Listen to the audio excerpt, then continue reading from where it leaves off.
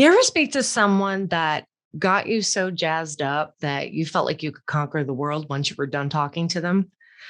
Well, on this week's episode of Beauty Uncovered podcast, we are speaking with Noelle Rox, and she certainly has that effect on me and on her clients as well. She is the founder of Pilates Rox.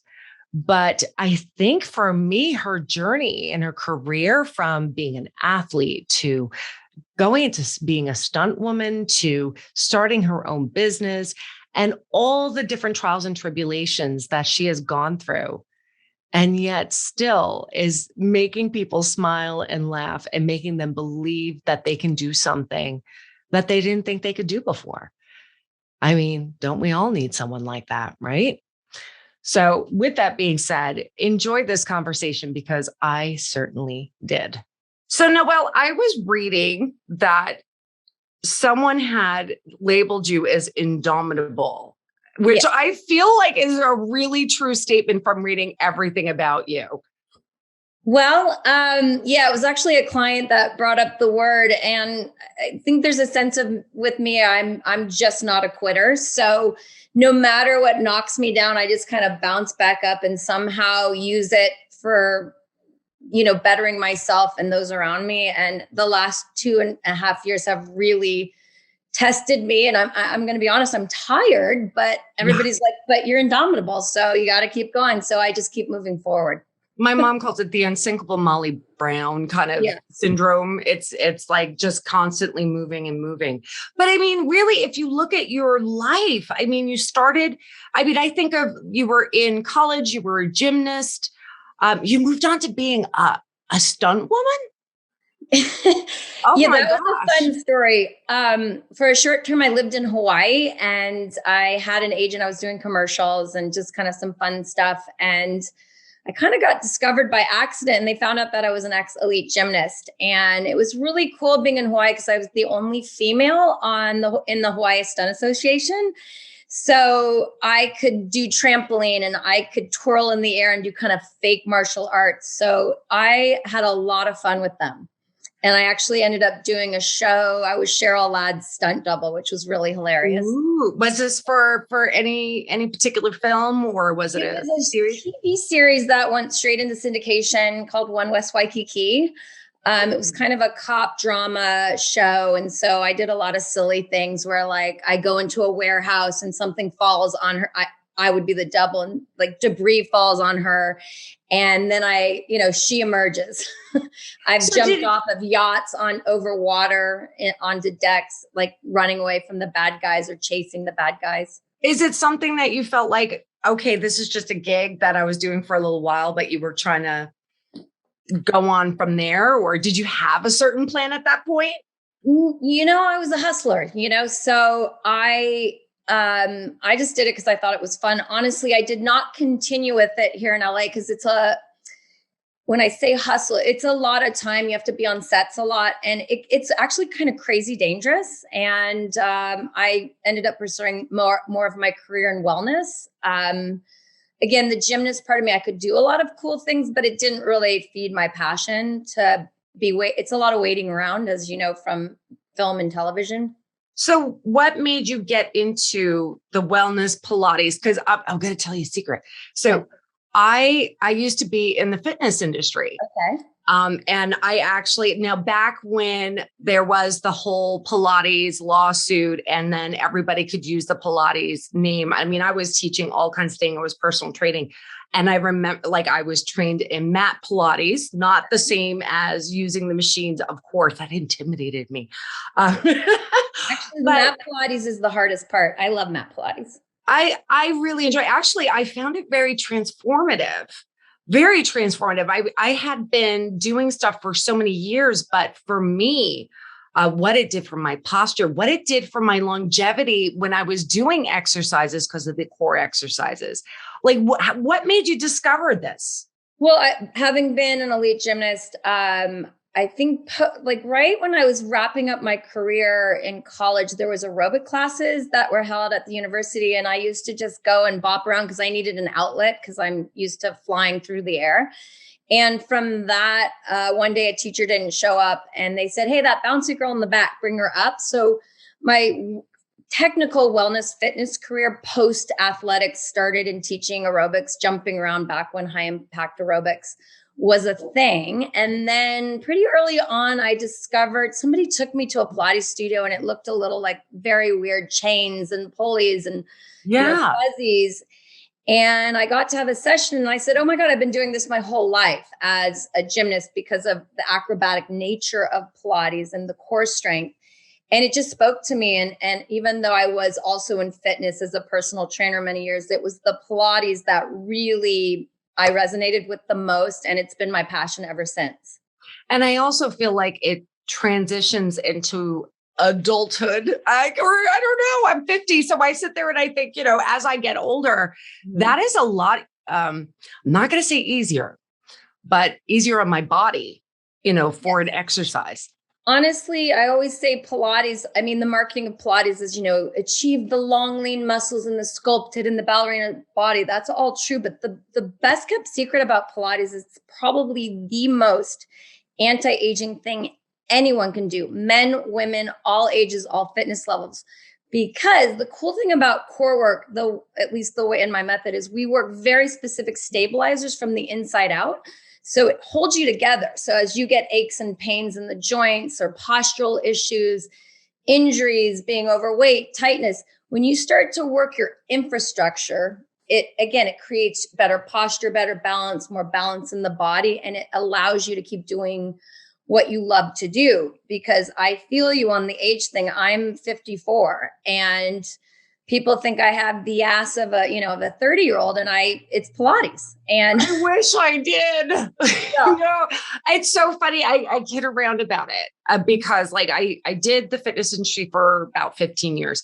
Admittedly, when I had my last son, who was my little surprise, I was 39 years old and wrecked my back.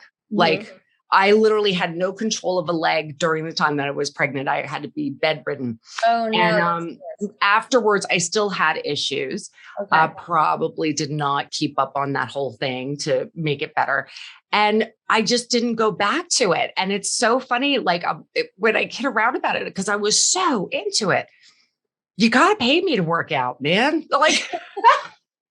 Apparently, because I won't do it independently. Well, honestly, job security. I don't think I would have a job if everybody was super motivated and was perfect every day, went and worked out. That's actually normal. I just think though, the gift of, when you make it fun, it doesn't seem like punishment. And even you saying you have to pay me to work out, I think there's such a negative connotation around exercise because it's so much pressure from the outside. And so again, it seems like I'm doing this because I have to, because I don't look good or somebody shamed me or I'm overweight.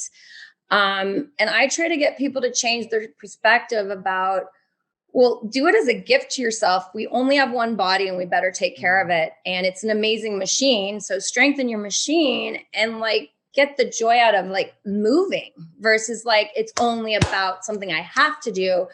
It should be something that you get to do. Right. Easier said than done, but that's why you have to try to bring a little play into it. And I know that sounds corny, but it has to be fun. I'm probably one of the only Pilates instructors that is literally cracking jokes the whole time. I mean, I know my stuff inside and out, but everybody takes it so damn seriously. It is not an Olympic sport. It is something to make you feel better body, mind, and spirit. So you better make it fun or people aren't going to show up. And I feel like right now, and particularly the fact that a lot of us are still working at home, it's interesting, the dynamic, because of the work-life balance is not, it's even worse than when we used to drive into work because, we slip in stuff in the evening when we first wake up, whatever. And there's this growing pressure cooker almost. Yeah. And so that moment, that little snippet of time to be able to take care of yourself, and do some kind of exercise is really a game changer. It is a game changer. And even when you're saying like pressure cooker, I think, again, kind of talking about exercise in general, whether it's Pilates or anything, so often we think the motivation is coming from the outside, but if you can learn to connect to yourself on the inside, and taking that moment, it is so powerful. And kind of talking about my whole career, being forced to do crazy workouts and being told I was fat and getting weighed in. I as I get older and being in this industry now for 30 years, I really try to quiet the noise of everybody, to say, you know what, it's not the exercise that's going to fix you. It's you taking that moment for yourself, that very important moment to go, okay, what can I let go to let the right things in that will serve you the rest of your life? So again, I'm going to say that, like I always say, let go of something and find that even if it's 5 minutes or 10 minutes, or just even if you stop to take a breath, everybody needs to just connect to themselves and then magic happens. I don't know if I'm making sense, but no, it makes sense. I have to say, I was talking to a professional about, mental health. And we were talking about, when a person's having an anxiety attack and what is the best way to handle it, and we always talk about, take step away, get outside of yourself and go do some form of exercise. And of course, me, I'm thinking, I'll go for a walk, that's good. Right. But what was interesting was that she said, well, actually, when you go for a walk, there's no real mental game with that. In other words, you're walking and it's something that we all do. So you can do that automatically. But with Pilates in particular, because we were discussing that, Pilates, you actually have to really focus on certain muscles at different times. It's actually far more to me, it's far more of a mental game in many ways, because you're completely in tune with your body in that moment and you are focusing on very specific muscles. Oh, absolutely. I mean, actually, when Joseph Pilates was alive, the method was called contrology. The mind controls the muscles. So I love when I get a beginner and they're like, whoa, this is a lot of thinking. And it's like, yeah, because you're the machine. So kind of tying back to the mat work is actually where I sneak mat work in to get people strong. But what I like to explain to people is to Pilates is working, again, those stabilizers working from the inside out. And it's very specific and you can't fake it. So if somebody says, oh, I just want to do Pilates, and they get on the machine or whatever, and they think it's just going to happen, what they don't realize is it's them making it happen. It's the focus, the concentration, the mind controlling the muscles to connect, like you said, to very specific muscles. So it's very, very nuanced. And in the beginning, it might be like, oh, this is so hard. But, right. The effects of it are brilliant. And going back to walking, when you're like, oh, we can all walk, it's not as hard as Pilates. Absolutely not. But here's the greatest thing about connecting to your infrastructure. You're in, from the inside out, you apply that to walking. Yes. So maybe when you're out hiking, you lift your legs more from your core, you're lighter on your feet, and you feel more athletic. I mean, I always look at my clients' movements. They might come in to say, oh, I want to get skinny, I want to lose weight, I want to tone my butt. I watch how they move and I try to create a sense of lift and lightness so that they can pivot and apply it to everything else. And that to me is what's missing out there. Everybody's just doing choreography and they're just thinking, oh, the machine, I'm going to lie on this machine, it's going to happen. No. It's your connection to yourself that's going to make it happen. And if you take the discipline in the beginning to learn that foundation, you apply it to your life. Pilates is not meant to make you good at Pilates. It's meant to make you better in your life so you can keep doing what you love to do for the long term, which is what makes it so anti-aging and pro-aging. When I first started Pilates, at the time, I was also training for a half marathon. I was doing something for charity. And I kept on getting stuck. Like I couldn't get past the 4-mile mark, which is crazy considering what a half marathon is. I mean, granted, I was relatively early and I started incorporating Pilates into my weekly, a few times a week. And all of a sudden, actually I only did it for 2 weeks and I happened to skip my run with my team that week. And then the following week I go and out of nowhere, I did the 7 miles, like 7 miles. Wow. Out of nowhere. And I always thought at that 3-4 mile mark, I was out of breath and I was just out of shape. It wasn't that. It was the control of breath.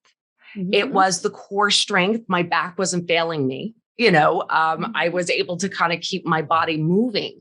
Mm-hmm. But even deeper than that, because of course, not everybody's going to go run a half marathon. Yeah. But when I would go for a walk or if I was going anywhere, suddenly I would have that little voice in my head, pulling in the belly button, lifting the rib cage, shoulders back, like that posture would come into play. And it's a very thoughtful thing. And, it was remarkable. And the amount of people that would tell me, wow, what's going on with you? Right.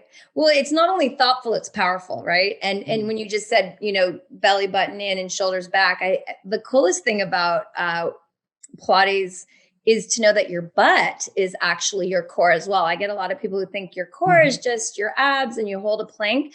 But when you just kind of lift it, if you were to just sit here, if anybody's listening, squeeze your butt and you go up. Mm-hmm. And for people, because I work with a lot of people with injuries, knees, hips, you strengthen your glutes, you literally can get that strength to lift up and off yourself. So like with you in the half marathon, working your abs and your butt helps your limbs to keep going. And because you learn to focus, there's also that mental aspect of when it's like a inner strength, right? That you learn the discipline, like actually, if I can envision it, if I can really, close my eyes and guide myself, I'm stronger than I think. We can't just rely on our bodies. We have to pull it out of ourselves. And that takes discipline and that's challenging. But that's what I love about like your word thoughtfulness of connecting to yourself, because our bodies are incredible machines and they are capable of way more things than people even know they are.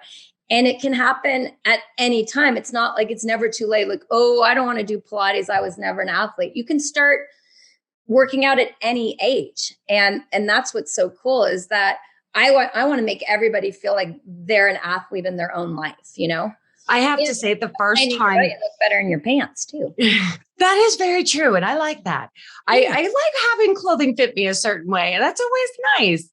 But I have to say that when I first heard about Pilates, the very first time I ever experienced it was actually going to the library and renting a video.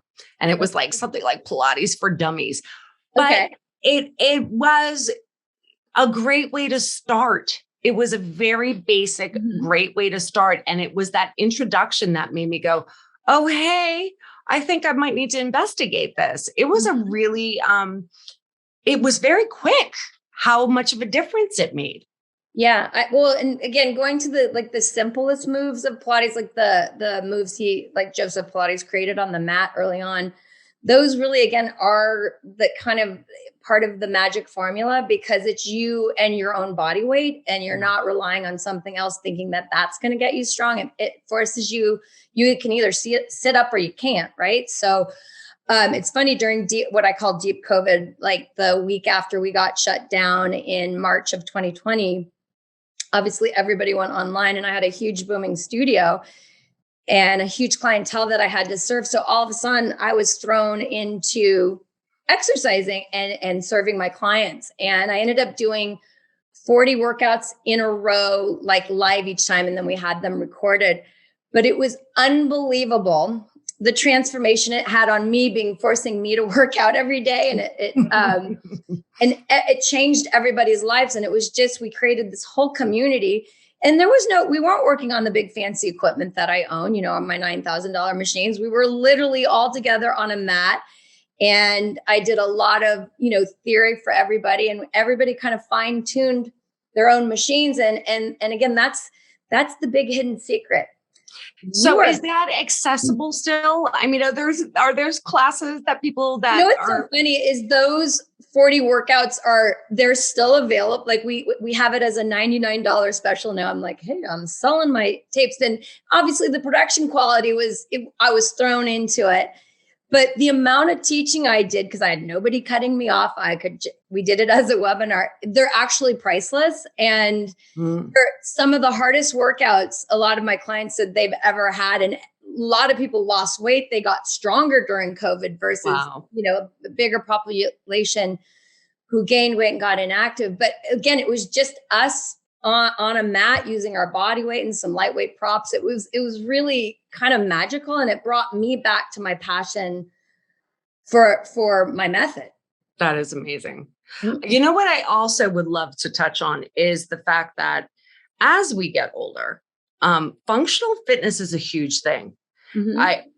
It's so funny. I saw forgive me because my listeners know I have a slight obsession with TikTok. Okay. I'm just learning about it. Get ready. You're going to come out with a very funny TikTok channel coming soon. Oh, good. I got to go. I got to look for you. Definitely. But one of the ones that I saw was this woman that was in her 90s, and she was just kind of like laying on the floor, and she rolled up and she stood up. And I sat there thinking, good God, I can't do that now. And yeah, it's crazy.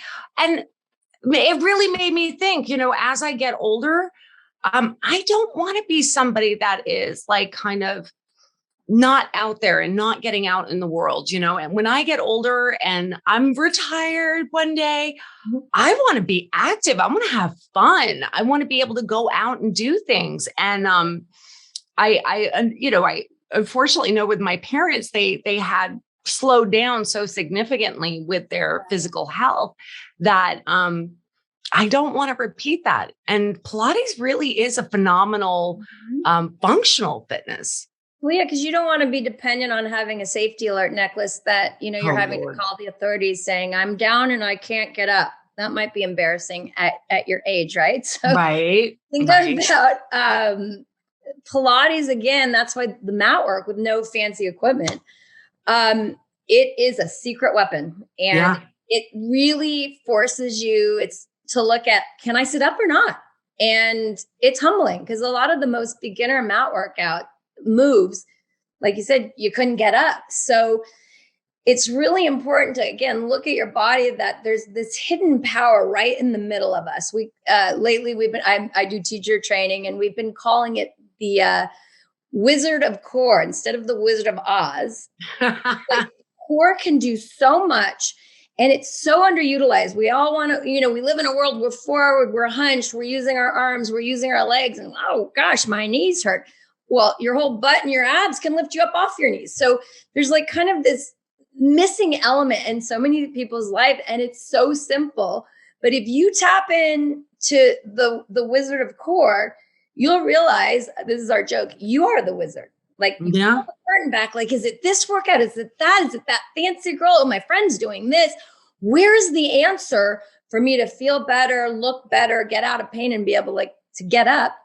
It's you. And it's about connecting to all this untapped power that you have. So that's my passion, is helping people find it, tap into it, and go, oh, I didn't know I could do this, but I can. And then they get excited. And then all the other stuff that they worried about when they first came in, it falls into place because they start looking better. Like you said, friends start going, oh my God, what are you doing? Well, I'm doing Pilates. And the butt that looks great in jeans. And the butt, hey, listen, I'm in LA. You better believe it's all about the butt. My tagline is stronger butt, better life. And I mean it, because it makes you more functional. You're going to be able to stand up better, like you said, so you don't have to dial I'm down and I can't get up. Your butt's going to be like, I got you, kid. Right. You're going to look better. And so all your friends are going to be like, oh my God, what is she doing? And not only that, the glutes are it's either one of or is the largest muscle group in the body. And when you have a really strong glute, your metabolism even goes up as well. So, I mean, that's a huge thing, a huge benefit. Yeah, the little butt's working. Basically, your engine, if we look at the core as the engine, the power of the body, a strong butt it just makes your movement more efficient. So you're going to be able to do more activities, endeavors, and it all, adds into an equation of burning more calories. But the quads, the big muscles on the front of your thighs, they are total bullies. So they want to do everything. And I always say the traps too, like all our tension, the shoulders and the quads, they're like, we're going to do it. And that's why people, I don't know where my core is, but it's really important that people know that butt, abs, shoulder down, that there's this element of lift and lightness that will hold them together for eternity. And they'll be up in heaven flying around with little tight buns and sheer little outfits on, floating around, looking good. I freaking love that. That was very weird. I apologize. That's okay. I loved it. I actually, it's funny because I'm listening to you. I know you were talking about previously, with the struggles, in turning them into success and how important that is. And I sit there and I think, there's a lot of people that are struggling out there. And I wonder, regardless of what that struggle is, what kind of advice would you give people that are just trying to overcome such things? I mean, the Pilates is like, of course, it's wonderful. I love it. I think I'm going to have to start right away because I haven't done it a long time. And now I want to see if you can get through my 40 workouts in a row. And I bet you're not going to only stand up at the end. You're going to start doing some flip flops down the hallway. I might have to take up that challenge. I keep on saying it's my 50th year. So I'm trying to do as many things as I possibly can, like overcome those things that are, that I just won't do. That's one of them. So I should do it. But I think that when it comes to turning struggles into success, I think this is a really prevalent thing for anybody that feels as though they're stuck somewhere. There's a struggle going on.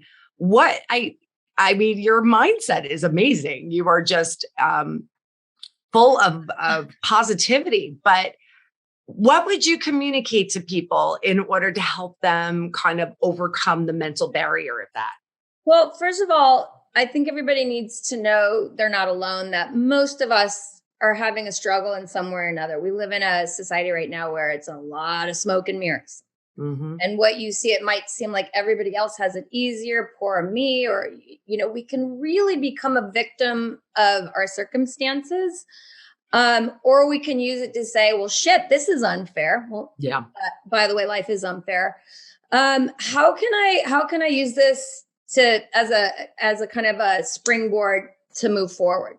I mean, for me, honestly, I was raised by a family that said, all right, you fell down, get back up, let's go. I wasn't overdoted on. I mean, I had, very loved, but I just think people need to understand that sometimes you got to get your hands dirty and work a little harder and kind of work through being uncomfortable. And that's not to say I'm not downplaying anybody what journey they're in, but I'll tell you what, I've overcome some really hard things, and there's good days and bad days. But the main element, I think, with me and the success of where I am now is that I kept showing up even when I didn't want to. I showed up when I was scared. I showed up when I felt like crap. And hopefully I'm saying something here, but, showing up is a huge thing, right? Because it's so much easier not to. It's so much easier for us to think we're the only one with fear, and fear can just eat us alive. I think fear is the biggest thing in life that holds us all back. I mean, I'm still working on it every day. Like, this was scary for me to be on here talking to you, like, the whole thing of like, am I going to do the right thing? What are people going to think? And I think for me, every year I get older, is really trying to have more sense of trust and faith in myself, and not be so concerned all the time how I'm going to be received and worried about what everybody else thinks, but stand in my genuine, authentic self, for better or worse. Because again, I never know what's going to come out of my mouth, but know with, unwavering faith, I'm good and I've got this. And that might sound corny, but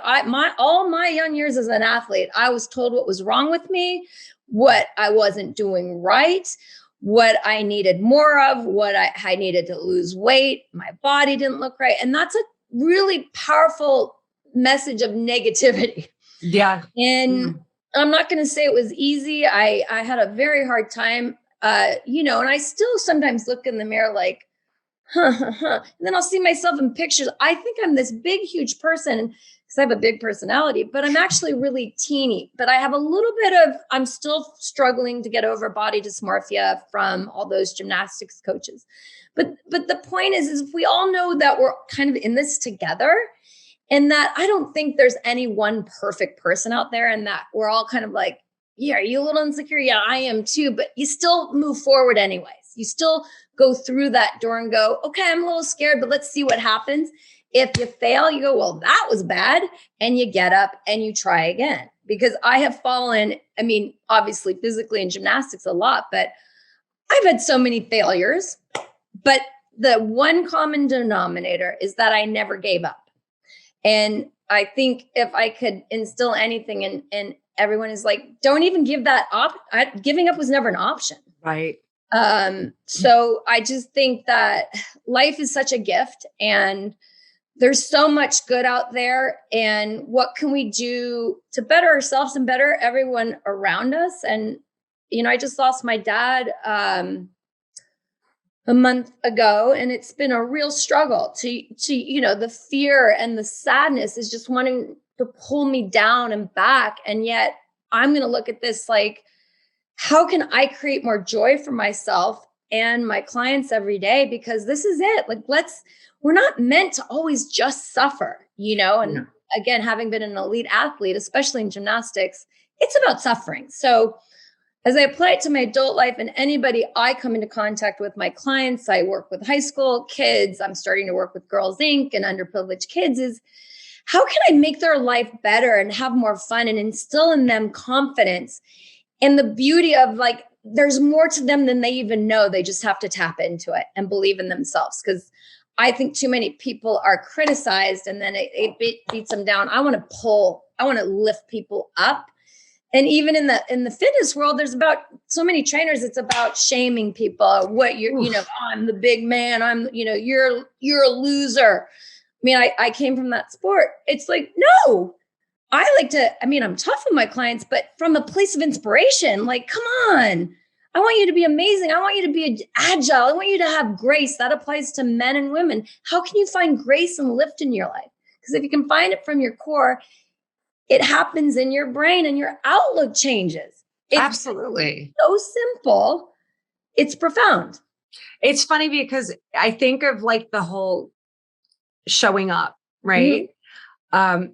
And showing up regardless, where your emotions are, where your life is at, like sometimes just showing up is the step you need to take. And it's really funny because I do think that sometimes we are comfortable with being uncomfortable in our lives. Like our lives are not what we want it to be, or we're feeling a certain way and we're almost comfortable with being in that place.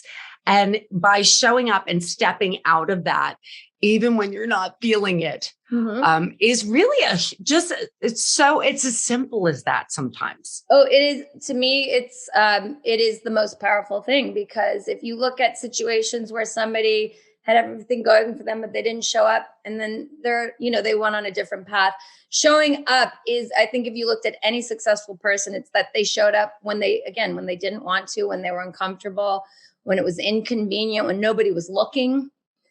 You do the work to just keep moving forward. But easier said than done, but it takes courage. And sometimes it doesn't mean that you have to master fear. It just means you face it. It's not like you have to. No, that's the funny thing. Bravery is not supposed to be that you're lacking fear and you just go for it. Bravery is having fear, but yet still doing it anyways. Right. And I think that is where fear can just be a kind of a gate where people are like, whoa, yeah, no, I'm out. This is way too uncomfortable. And just having that, I think another big word is having that vulnerability.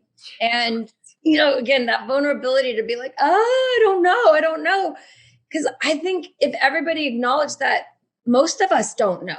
I mean, I've been in the business 30 years. I mean, I'm still trying to figure myself out and just trying to make people laugh, honestly. And I think often why I rely on humor is because I'm vulnerable too. I mean, I opened during COVID, I opened up my house and turned it into kind of an impromptu Pilates studio. That was terrifying, open up my personal space, but I did it and it became the most incredible time in my life. We created community bigger and stronger than my huge over 2,000 square foot studio because we came together and supported, and everybody was all weirded out.